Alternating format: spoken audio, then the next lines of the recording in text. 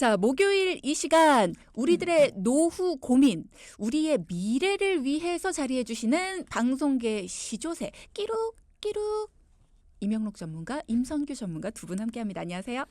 네, 안녕하세요. 이명록입니다. 와, 사람 말한다. 안녕하세요. 반갑습니다. 임성규입니다. 자, 오늘도 어떤 주제를 준비해 주셨는지 기대가 참 됩니다. 어떤 얘기 준비해 주셨습니까? 네, 지난번에 저희가 뇌혈관 질환에 대한 이야기를 나눴었잖아요. 맞아요. 근데 그 뇌혈관 질환에 대해서 관심들이 굉장히 많으셨는지 반응이 정말로 뜨거웠었습니다. 뜨겁죠. 그래서 오늘도 저희가 준비를 했어요. 우리의 찬란한 노후를 위협하는 보장 범위의 이탈을 준비했습니다. 실제로 지난번에 두 분 자리하셨을 때 상담 요청이 정말 많았습니다. 보장의 범위 2탄 기대가 많이 됩니다. 오늘도. 네, 오늘은 보장 범위의 2탄, 바로 심혈관 질환입니다. 우리가 보험을 준비할 때는 암, 심혈관 질환, 뇌혈관 질환 이렇게 해서 세 가지의 3대 진단금을 꼭 준비하라고 말씀을 드리고 있거든요. 네. 그걸 그래서 우리가 3대 성인병 진단비 이야기를 하는데 오늘은 그중에 또 굉장히 중요한, 겨울에 또 중요한 심혈관 질환에 대한 이야기를 한번 나눠보도록 하겠습니다. 네. 근데 항상 전문가님들이 3대 진단금은 참 중요하다 이런 얘기들을 하시거든요. 근데 그거 왜 중요하다고 얘기들을 하시는 거예요? 일반적으로 생각하실 때는 큰 비용이 발생되기 때문에 중요하다 이렇게 생각하시는 분들도 계시긴 한데 물론 질환의 정도에 따라 큰 비용이 들어가기도 합니다. 그런데 가장 중요한 포인트는 중증 질환 시 치료 기간에 한시적으로 또는 장기적으로 소득이 공백될 수 있는 상황이 발생될 수도 있어요. 그렇죠. 예를 들어서 암 같은 경우는 좀 더 그 시간이 길 것 같고요. 또는 뇌나 심장 관련된 부분도 재활 치료까지 들어가느냐 또는 또 치료가 어떻게 되느냐에 따라서 그 기간이 나눠질 수 있을 것 같은데 그쵸. 이 부분을 제대로 준비하지 못했다면 가정 경제에 큰 손실이 발생할 수밖에 없거든요. 네. 그래서 본인 또는 가정의 경제적 수준에 맞춰서 준비를 하시는데 이 진단금을 비례해서 준비하시는 것이 정말 중요합니다. 그렇죠. 그런데 아쉽게도 이렇게 중요한 우리가 진단비 이야기를 해드리고 있잖아요. 그런데도 좀 귀찮다, 좀 일상이 바쁘다, 그리고 나의 증권이 어디 있는지도 모르는 경우 있다 죄송합니다. 보니까 증권을 열어본 적이 별로 없으세요.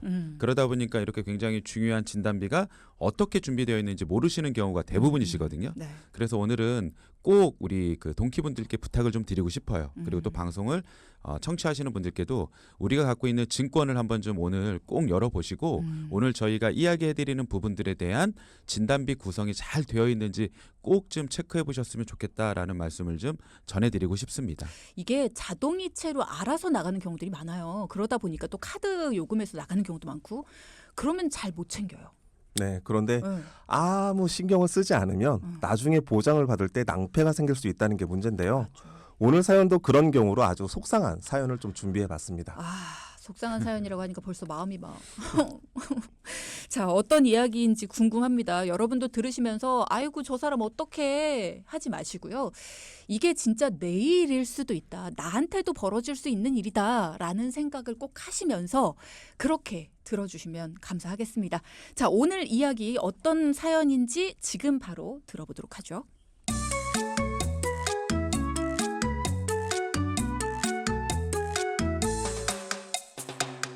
안녕하세요. 안성에 사는 돈키호테 애청자입니다.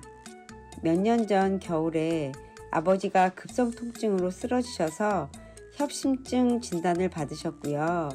스텐스 삽입술을 하고 꾸준히 약도 잘 드시고 관리를 했지만 또 한 번 시술을 하셨어요.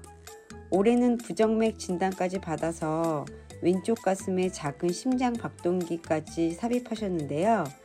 다행히 회복도 빨라서 마음을 놓다가도 그동안 납입한 보험에서 진단비는커녕 수술할 때마다 겨우 30만 원 받는 걸 생각하면 화가 납니다. 담당 설계사님과 보험사에 문의해도 가입한 보험이 협심증과 부정맥은 보상하지 않는다는 말만 하네요. 그나마 실비가 있어 큰 도움이 됐지만 아버지께서 수술할 때마다 1년씩 병가를 냈고 결국 회사까지 그만두셨어요. 저희 아버지는 이제 제대로 된 보험을 준비할 수 없는 건가요? 자, 오늘 따님이 보내주신 사연을 정리를 해보면요. 협심증으로 아버님께서 쓰러지셨습니다. 그리고 수술을 받으셨는데 한 번 더 수술을 받으셨어요. 이게 심장이 그렇더라고요. 이게 한 번 수술을 받으셔도 다시 재발하는 경우도 많고 올해 부정맥까지 오는 바람에 심장박동에 도움을 주는 기계를 삽입하셨습니다.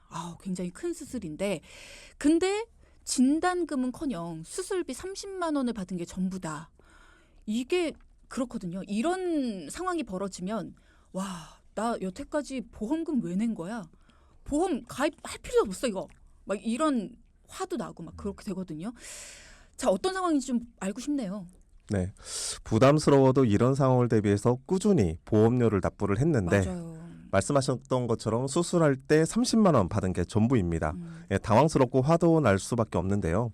그런데 더 큰 문제는 이 질환으로 아버님께서 회사까지 그만두셨어요. 그만두실 수밖에 없어요. 예, 치료는 건강보험의 산정특례 제도와 실손의료비가 있으니 큰 부담은 없을 겁니다. 그런데 앞으로 생활비는 또 다른 걱정일 수밖에 없는 상황인 거죠. 아니 근데 저는 진짜 궁금해요. 왜 진단금을 하나도 못 받으셨을까요? 저희가 방송을 하다 보면 그런 질문들을 굉장히 많이 해요. 왜 못 받았을까요? 그 이유는 항상 보험 가입한 보험에 있다라고 보시면 좋을 것 같아요. 그래서 사연자분 아버님의 경우에도 2002년도에 가입한 종신보험이 한 건이 있었고 네. 또 2017년도에 가입한 종합보험이 한 건이 있었고요. 그다음에 2023년도에 가입한 운전자 보험 이렇게 해서 총 3건의 보험을 가입하시고 매월 납부하는 보험료는 21만 원 정도 납부를 하고 계셨거든요. 그럼 솔직히 아버님 나이 때 21만 원이면 굉장히 양호하다. 굉장히 평범한 상태, 그러니까 잘 가입되어 있는 보험료 수준이다라고 보시면 좋은데 아쉽게도 문제가 2가지가 있었습니다. 2가지나. 네, 첫 번째는 특약 구성에 문제가 좀 있었고요. 두 번째는 가입한 보험회사에 좀 아쉬운 점이 있었습니다. 그러니까 보험료도 적게 내고 계신 것도 아니었고 지금 말씀하시는 걸 들어보면은 금액이 적지 않은 데다가 지금 종합보험도 있었단 말이죠. 네네. 그러니까는 내가 보험을 잘 가입하고 있었어라고 생각하실 만한 상황인 건데 특약 구성에 문제가 있었다라고 하시는 거 보니까 좀 아쉬운 상황이네요. 궁금합니다. 이 부분부터 우리 또 동키분들이라든가 시청자분들께서 메모를 해주시면 좀 좋을 것 청취자분들. 같아요. 네. 네, 그래서 첫 번째 심장질환 진단비에는 급성 심근경색 진단비, 그다음에 허혈성 심장질환 진단비, 그다음에 특정 심장질환 진단비 이렇게 3가지 진단비로 구성이 되어 있어요.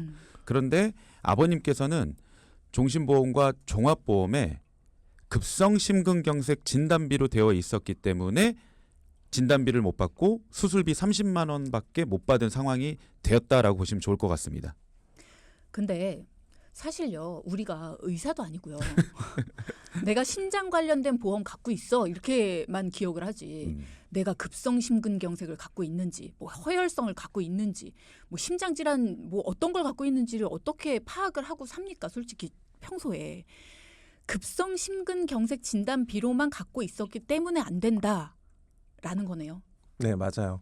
예, 급성 심근경색은 증상 발생 즉시 119에 연락해 병원으로 이동하지 않으면 사망할 수도 있는 아주 무서운 질환이거든요. 예, 보건 빅데이터 지표를 바탕으로 심장질환 발병률만 제가 좀 비교해 봤는데 급성 심근경색 발병률은 약 7.37%입니다. 그만큼 아주 중한 질환이지만 발병률이 낮은 편이고요. 반면에 허혈성 심장질환은 이 급성 심근경색을 완벽하게 포함하고 있고 협심증이나 만성 허혈성 심장병까지 보상하는 특약인데 이 허혈성 심장질환 발병률은 약 53.4%예요. 급성 심근경색에 비해 발병률이 매우 높고요. 아버님이 진단받고 수술하신 협심증의 경우에는 40.5%로 발병률이 가장 높은 질환입니다. 근데 100명 중에 1명이 협심증이라는 말도 있고요. 주변에 심혈관에 그 스텐스 삽입하신 분들 좀 계실 거예요. 이런 분들이 대부분 협심증 진단 받으셨던 분이라고 보시면 됩니다. 그렇구나. 네, 마지막으로 우리가 말씀드렸던 특정 심장질환 진단비는요. 허혈성 심장질환이 보장하고 있는 6개를 같이 보장을 하고 여기에 부정맥이라든가 아니면 심근병증, 그다음에 심장염증 등 기존에 보상받지 못했던 보장들을 같이 보장을 하는 보장이 뭐 상품마다 회사마다 조금씩 다를 수도 있겠지만 24개에서 27개를 보장해요. 그럼 급성 심근경색은 3개 보장하고 우리 허혈성 심장질환 진단비는 6개를 보장하지만 특정 심장질환 진단비는 24개에서 27개를 보장하다 보니까 협심증뿐만 아니라 뭐 우리가 그 말씀드렸던 부정맥이라든가 심근병증 이런 부분들까지도 발병률이 높은 것들도 같이 보장을 하니까 보장 범위가 가장 넓다. 만약에 아버님께서 이런 부분들로만이라도 준비를 하셨었다라면 진단금을 충분히 받을 수 있었겠죠. 그리고 요즘은 또 많은 분들이 이 불안증이라고 하죠. 그러다 보니까 심장이 빨리 뛰거나 네. 또 천천히 뛰거나 이런 부분들이 맞아요. 있어요. 상황에 따라서 또. 맞아요. 네. 그래서 그걸 우리는 빅맥이라고도 하고 서맥이라고 하기도 하고 그 두 가지를 다 합쳐서 또 부정맥이라고도 하거든요. 그러니까 그런 질환에 발병할 수 있는 확률이 매우 높다. 그래서 약 한 31.1% 정도의 발병률일 정도로 높아요. 근데 그런 부분들은 급성 심근경색이나 허혈성 심장질환에서는 보장하지 않아요. 그렇기 때문에 이왕이면 증권을 보시고 심혈관 질환이나 특정 심혈관이라고 되어 있는지를 꼭 좀 챙기셔야 우리가 보험금을 받아야 될 때 제대로 받을 수 있지, 잘못하면 우리 사연자 아버님처럼 단 1원도 받을 수 없는 상황이 온다면 얼마나 화가 나고 또다시 심장병이 올 수도 있어요. 화가 나서. 네, 그래서 그만큼 보상 구성이 매우 중요하다라는 말씀을 전해드리고 싶습니다. 그러니까 쉽게 말하면 이렇게 하면 될 것 같아요. 우리가 사실 보통 아까도 말씀을 드렸지만 심장이 아파라고 했을 때 손가락에 비유하면 좋을 것 같아요. 우리가 손가락이 10개잖아요. 왼쪽 손, 오른쪽 손 다 합해서. 근데 손가락 10개 중에서 심장 뭐 3개, 6개 뭐 다 모르겠고 손가락 10개를 다 보장해주는 보험에 가입을 해야 되는데 우리가 그냥 손가락이 되는 보험 이렇게만 알고 있는 거잖아요. 근데 엄지손가락만 보장되는 보험 이렇게 갖고 있는 보험일 수 있다는 거예요. 그러니까 여러분도 내 보험의 증권을 찾아보셔야 됩니다. 그래서 내가 심장과 관련된 거 보장되는 보험 갖고 있어. 이렇게만 생각하실 게 아니라 내 보험의 증권을 보고 이게 어떤 건지 잘 몰라도 그럼 일단 확인해서 보험 증권을 찍어서 저희한테 보내주셔 보셔야 돼요. 그래서 보험 전문가가 보시고 아 이거는 괜찮은 겁니다. 확인 한번 해보실 수 있도록 한번 찍어서 보내주셔 보셔야 돼요.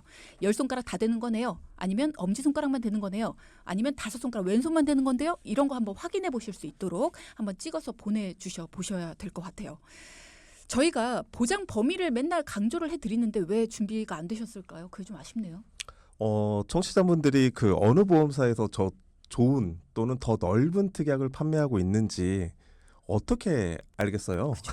제가 그 만 17년간 일을 하면서 본인이 직접 보험사의 약관을 비교하고 제대로 그 특약에 대해서 알고 가입하시는 분들은 단 한 분도 본 적이 없습니다. 어려워요. 네, 그만큼 일반 소비자가 그 변경되는 보장 범위를 알고 가입하기가 정말 쉽지 않거든요. 그래서 전문가의 상담이 정말 중요한 겁니다. 네. 앞서 2부에서 살펴봤던 사연 정리해드릴게요. 협심증으로 2번의 수술을 받은 사연자분의 아버님 이야기셨죠. 작년에 부정맥 진단을 받으셨고요. 심장 박동기까지 삽입을 하셨습니다. 근데 진단금을 한 푼도 못 받으셨어요. 수술비도 30만 원. 요거 받으신 게 전부였다. 자, 그래서 두 분 전문가가 보험 증권을 살펴봤더니 보장 범위가 가장 좁은 급성 심근경색으로 가입이 되어 있더라. 그래서 못 받으신 거였다라는 이야기를 전해주셨습니다. 굉장히 안타까웠는데 왜 그렇게 가입을 하셨을까? 이게 좀 궁금하네요. 네, 아까 제가 뭐 소비자가 알아서 제대로 가입하기가 정말 쉽지 않다 이렇게 말씀드렸었는데 네. 우리가 보험을 가입을 할 때 생명보험사와 손해보험사에서 대부분의 보험 상품을 선택하게 되는데요. 그런데 생명보험사의 경우에는 아버님께서 그 진단받았던 협심증을 보상하는 허혈성 심장질환 특약을 판매했던 시기가 최근 몇 년 전이에요. 아, 얼마 안 됐구나. 네, 약 한 4년에서 5년 전까지는 가장 범위가 좁은 급성 심근경색만 판매했기 때문인데 이미 완납한 종신보험을 2002년도에 가입을 하셨잖아요. 네. 그러니까 아버님은 가입할 수도 없었던 상황이었고요. 만약에 생명보험을 가입한 동기분들은 혹시 증권상에 급성 심근경색만 되어 있는지 또는 2020년 이전에 가입한 생명보험인지 꼭 확인해 보셨으면 좋겠어요. 그러니까 그 당시에는 가장 범위 넓은 거 맞아요 라고 해서 가입했던 건데 그 말이 맞습니다. 거짓말 아니에요. 근데 가장 범위가 넓었지만 그 이후에 좋은 상품들이 너무 많이 나와서 지금은 범위가 넓은 것들이 진짜 좋은 것들이 많은 거군요. 오래된 보험이 좋다라는 말이 꼭 맞는 건 아니에요. 상품마다 다른 거네요. 네, 맞습니다. 많은 분들께서 이제 그렇게 알고 계시는 경우들이 많으신데 보험도 좀 전에 말씀하신 것처럼 그 시기에 제일 좋았었던 보험들이 또 시간이 지나고 트렌드가 발병률이 높아지는 질환들이 생기면서 보장의 범위들이 굉장히 계속 다양화가 됐어요. 그러네요. 우리가 그래서 저는 이런 표현들을 많이 해요. 보험도 1년에 한 번씩 검진을 받으셔야 된다. 우리 몸도 1년에 한 번씩 검진을 받는 이유는 또 다른 질병이라든가 아니면 나의 몸 상태를 검진받고 자동차도 우리가 검진을 받잖아요. 그렇죠. 그런 것처럼 우리가 가장 소중히 여기는 보험도 한 번쯤은 1년에 한 번씩은 검진받는 걸 해보시는 게 좋지 않을까. 왜냐하면 시대마다 다 다르기 때문에. 그래서 예전에는 좋았던 게 지금은 보장이 협소해질 수 있다. 그래서 지금은 손해보험사에서 제3보험을 판매하기 시작하면서 특정 심장질환 진단비에 대한 보장들을 많이들 지금 구성을 하고 있어요. 그런 부분들을 체크해 보신다라면 사연자님 아버님처럼 속상한 일들은 생기지 않으실 것 같습니다. 그렇군요. 보통 이게 생명보험사와 손해보험사에서 그 제3보험을 판매했던 시기가 2003년도예요. 그러니까 이때부터는 보장 범위가 점점 좀 좋은 특약들이 나오기 시작을 했는데 기존의 관성대로 난 하나의 회사에 이 종신보험만 가입할 거야. 이러다 보면 놓칠 수가 있는 그런 상황들이 많았던 거죠. 그런데 손해보험사에서도 이 허혈성 심장질환을 2010년대 후반에 들어서야 판매하는 회사도 있고요. 아까 제가 말씀드렸던 그 시기부터 처음부터 판매했던 회사들도 있습니다. 아, 이게 다 다르구나. 네, 그러니까 판매하다가 또 중간에 손해율이 높아지면 판매하지 않고 나중에 또 판매하고 이게 판매했다 안 했다 정말 복잡한데요. 네. 아버님이 가입하신 2017년에는 허혈성 심장질환 진단비를 가입할 수 있는 회사가 손해보험사에 단 4개 회사밖에 없었어요. 그렇기 때문에 정말 그 4개 회사를 선택해서 가입을 하셨어야 되는데 아쉽게도 가입한 회사는 그 당시에 허혈성 심장질환 진단비를 판매하지 않고 급성심근경색 진단비만 판매하던 회사였기 때문에 이 진단금을 하나도 받을 수 없었던 거예요. 그러니까 보험에 가입을 하실 때에도 누구한테 가입하느냐도 굉장히 중요해요. 그러니까 보험회사 어느 한 보험회사에 가입이 되어 있는 소속이 되어 있는 분한테 가입을 하시면 뭐 그게 나쁘다기보다는 그럴 때에는 모든 상품을 다 가입하시면 안 돼요. 그 회사에서 주력하는 상품만 가입을 하셔야 된다는 거죠. 그래야만 내가 손해보지 않을 수가 있다라는 것도 꼭 명심을 해두셨으면 좋겠습니다. 왜냐하면 상품마다 다 주력하는 회사가 다르거든요. 그러니까 이게 전부 다 우리 가족들 거 다 그냥 네가 알아서 해줘. 이렇게 지인이라고 하더라도 그렇게 하면 내가 손해볼 수 있다는 거 꼭 아셔야 됩니다. 생명보험사, 손해보험사에서 판매 시작 시기도 달랐다. 그리고 손해보험사도 일부에서만 판매를 했다. 소비자들은 알 수가 없죠. 네, 맞습니다. 그렇기 때문에 뭐 저희가 특정 심장질환 진단비의 중요성에 대해서는 계속 말씀을 드리고 있는 이유는 보장 범위가 가장 넓기 때문에 사연자님처럼 이런 상황이 왔을 때 보험금을 못 받는 사례보다는 보험금을 잘 받을 수 있는 상황을 만들어주기 위해서니까 그죠. 우리가 보험을 가입할 때는 꼭 제가 부탁드리고 싶은 게 한 가지가 있는 게 무엇이냐면 지인도 중요해요. 네, 나의 지인도 중요하지만 나의 지인보다 더 중요한 거는 나의 가정 경제예요. 내가 아팠을 때 지인을 도와주기 위해서 가입한 보험들이 나에게는 쓸모가 없는 보험이 된다라고 한다면 우리의 찬란한 노후뿐만 아니라 가정 경제가 매우 위험해지거든요. 그래서 보험을 가입하실 때에는 한 2-3개 회사 거를 꼭 좀 제안받아 보시고 최소한 비교 분석해 보신 그렇죠. 다음에 네. 아 이게 우리 가정 경제에 제일 잘 맞고 나한테 맞겠다.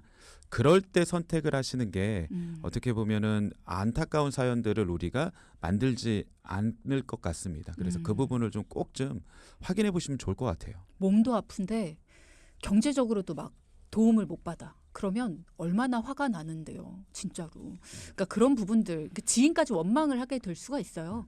그러니까 인간관계도 중요합니다만 그 인간관계가 나한테 내 가정경제에도 도움이 될 수 있도록 여러분이 잘 선택을 하셔야 된다라는 거 꼭 기억을 해두셨으면 좋겠습니다.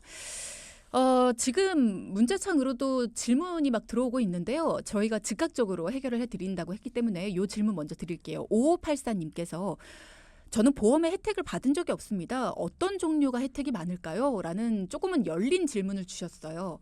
어떤 종류가 혜택이 많을까요? 일단은 보험 가입의 우선순위를 물어보신 것 같거든요. 일단 가장 중요한 거는 실손의료비가 가장 중요하고요. 예, 실제로 내가 치료 비용에 대한 대부분은 실손의료비로 해결하는 겁니다. 그래서 국민건강보험과 실손의료비 이렇게 가져가면 정말 대부분의 부분은 웬만한 건 다 해결이 되는데 두 번째로 중요한 포인트를 집으라고 하면 저는 진단금을 추천을 드리고 오늘 싶고요. 말씀하시는 네, 이 진단금은 아까 말씀드렸던 것처럼 우리 가정 경제의 생활비나 또는 뭐 소득 상실에 대한 부분을 대처할 수 있는 유일한 보험이라고 생각하시면 돼요. 그렇기 때문에 자기 연봉이나 또는 가정경제 수준에 맞춰서 진단금을 꼭 세팅하시는 게 정말 중요한 포인트일 것 같아요. 지금 이분 같은 경우에는 보험의 혜택을 받은 적이 없어요라고 하시는 거 보니까 이미 보험에 가입은 되어 있는 경우거든요. 네네. 뭐를 확인해 보시는 게 필요할까요? 일단은 우리가 가입 시 받았었던 증권을 꼭 좀 먼저 체크하셔서 이게 생명보험사 증권인지 손해보험사 증권인지를 확인해 보시면 좋을 것 같고요. 네. 거기에 이제 지금은 아직 보상을 받지 않았다라는 것은 나이가 젊으실 수도 있어요. 하나 시간이 지나면 지날수록 우리는 보험의 혜택을 받을 수 있는 확률이 매우 높아지거든요. 이럴 때 암 진단비, 뇌혈관 질환 진단비, 심혈관, 특정 심혈관 질환 진단비, 그다음에 질병 수술, 재해 수술 이런 기본적인 특약들이 잘 구성이 되어 있는지를 확인해 보셔야 되는데 네. 혼자서 하기는 매우 어려우실 겁니다. 그럴 때 누가 필요하냐면 바로 전문가가 필요하죠. 전문가에게 증권을 가지고 가셔서 아 이게 보상받을 수 있는 상황이 저한테 잘 맞는 건지를 확인하는 게 무엇보다 더 중요할 것 같습니다. 자, 얘기 이어가 볼까요? 네. 그런데 아까 그 진단금의 세 종류를 말씀을 드리면서 급성심근경색과 이제 혈성 심장질환 진단비를 말씀을 드렸는데 네. 특정 심장질환 진단비 또는 심장질환 특정 진단비 이런 진단비들은 판매한 지가 한 2년 정도밖에 되지 않았어요. 진짜 얼마 안 되네요. 네, 최근에 정말 따끈따끈한 어. 특약이기 때문에 모르시는 분들이 거의 대부분이시고요. 저도 잘 몰랐어요. 네, 이 특약의 구성이 굉장히 다양하기 때문에 그 부분들을 꼭 체크하는 게 되게 중요한데 이 보험료는 좀 보장 범위가 넓다 보니까 보험료는 좀 다소 비쌉니다. 아. 일반 혈성 심장질환 진단비보다는 좀 더 비싸요. 특히 부정맥 관련 진단비들이 더 비싼데 네. 특약들은 각각 보상받을 수 있는 회사도 있고요. 혈성 심장질환 진단비부터 부정맥, 심장염증까지 하나의 특약에 모두 다 들어가 있는 그래서 한 번만 보상을 받을 수 있는 그렇게 구성되어 있는 특약도 있습니다. 그러니까 쭈디라면 하나의 특약에 통으로 가입하시겠어요? 아니면 각각 나눠서 가입하시겠어요? 하나가 통으로 되어 있다면 한 번만 받으면 끝이잖아요. 각각 나눠져 있는 게 낫는 거 아니에요? 네, 맞습니다. 그래요? 너무 당연한 질문을 드렸나요? 아니요, 어려웠어요. 저는 되도록 혈성 심장질환, 부정맥 질환, 심장염증, 그다음에 심근병증까지 각각 보상받을 수 있도록 가입하는 걸 좀 추천드리고 싶은데요. 이게 보험사마다 다 달라요. 아. 네, 특약 구성이 정말 다 다르고 그때그때마다 이게 일반 표준보험이냐 유병자냐에 따라서 또 다르기 때문에 네. 이 부분은 정말 전문가한테 의뢰를 좀 하시는 게 정말 중요할 것 같고요. 하나의 특약으로 가입을 하면 아까 말씀하셨던 것처럼 한 번밖에 보상받지 못하잖아요. 그렇기 때문에 각각 가입하시는 게 좋고 동키분들은 2023년 이전에 가입한 심장질환인지 또는 그 이후에 다시 좀 더 업그레이드해서 가입한 심장질환인지 특정 심장질환이라는 말이 들어가 있는지 이런 부분들을 정말 증권을 꺼내서 당장 확인해 보시기 바랍니다. 네. 근데 저는 이제 전문가분들이 얘기해 주실 때 1년마다 보험도 확인해 봐야 된다 이런 얘기하면 조금 무서운 게 그럼 1년 있다가 또 막 다시 다 뭐 갈아엎어야 되는 거 아니야? 뭐 이런 생각들을 하실 것 같아요. 좋은 말씀이에요. 왜냐하면 방송 지금 청취하시는 분들도 그런 생각하실 건데 만약에 내가 특정 심혈관 질환만 부족하다. 그럼 요것만 준비하면 돼요. 이것만. 근데 우리는 보험을 뭐 이렇게 부족하다 그러면 어떻게 해요? 기존에 있었던 거 뭐 골절 또 다 넣어서 또 막 한 10얼마짜리 갖고 오니까 준비하고 싶어도 준비를 못 하는 거예요. 맞아. 만약에 우리 쭈디님 나이 때 그냥 딱 부족한 심혈관 질환 진단비 2천에 수술비 2천, 4천 나오게끔 하면 2, 3만 원 내면 돼요. 그럼 준비할 수 있겠죠. 근데 막 10얼마짜리를 우리가 제한받으니까 부담스러운 거야. 그걸 또 20년을 내야 된다 그러면 네, 그래서 보험도 우리가 단발성 옵션처럼 가입할 수가 있어요. 이제는. 그래서 그런 부분들도 꼭 체크하면 좋을 것 같아요. 그렇죠. 자, 그리고 보험이라는 게요. 기존 것들 정리하시는 것도 전문가들의 노하우를 좀 잘 들어보시면 좋을 것 같아요. 무조건 기존 거 정리하실 때 싹 막 7년씩 6년씩 냈는데 싹 다 정리하시고 그러면 무조건 손해입니다. 보험은 정리하는 순간 손해예요. 자, 기존에 냈던 것들을 어떻게 정리할 수 있는지 내가 손해보지 않고 정리할 수 있는 방법. 그리고 새롭게 뭔가 좋은 게 나왔어도 무조건 가입하는 거 아닙니다. 그걸 어떻게 해서 지금 거에 잘 녹여낼 수 있는지 내가 지금 거 중에 지금 안 나오는 특약들도 있잖아요. 그런 것들을 어떻게 내가 잘 좋은 거 갖고 있는데 무조건 정리하고 정리한 다음엔 다시 되살릴 수 없습니다, 여러분. 자, 그런 것들도 전문가에게 물어봐야 알 수 있어요. 좋은 전문가는 저희가 모시고 왔습니다. 자, 아버님의 경우로 다시 돌아가죠. 네. 아버님은 앞으로 어때요? 제대로 된 보험 가입은 하실 수 있을까요? 아버님의 경우에는 가장 이제 안타까운 거예요. 우리가 보험을 제대로 된 보험을 가입하려면은 아프기 전에 해야 돼요. 지금 벌써 아버님께서는 협심증을 2번의 재발까지 되면서 수술을 하신 이력이 있으시기 때문에 기계도 삽입하셨죠. 네, 그러다 보니까 일정 기간이 지난 뒤에 보험을 가입할 수 있는 우리가 이제 유병자 건강보험이라는 게 있어요. 네. 예, 그런 부분들로 보완을 하셔야 되는 상황이니까 그럴 경우에는 우리가 보장 금액도 조금 한정적이고 보장 구성도 한정적이에요. 그러다 보니까 가장 중요한 건 건강할 때 빨리 진권 분석을 통해서 잘못되어 있거나 아쉬운 부분들이 있으면 보완하는 방법이 가장 좋을 것 같고요. 네. 아버님의 경우에는 아마도 이제 일정 시간이 지나면 유병자 건강 플랜, 유병자 보험이라는 것으로 이제 보완이 가능하실 거예요. 일정 기간이면 어느 정도가 지나셔야 될까요? 보통 이젠 구성에 따라 다른데 이게 가장 중요한 포인트는 우리가 보험사에 내가 어떤 병력이 있는지 법정 고지사항이라는 것들을 알려줘야 돼요. 근데 그거를 보험사는 3개월 또는 1년 또는 뭐 5년 이런 식으로 잡아놓은 게 있단 말이에요. 그리고 유병자는 앞에 숫자가 중요해요. 고지를 하는 시간 3, 0, 5면 3개월 동안 병원 간 거 또는 0은 5년 그 0은 고지할 게 없는 거죠. 그다음에 5년은 뒤에 5년은 5년 동안에 내가 중증 질환이 있었는지. 또 어떤 경우에는 311 이런 것도 있어요.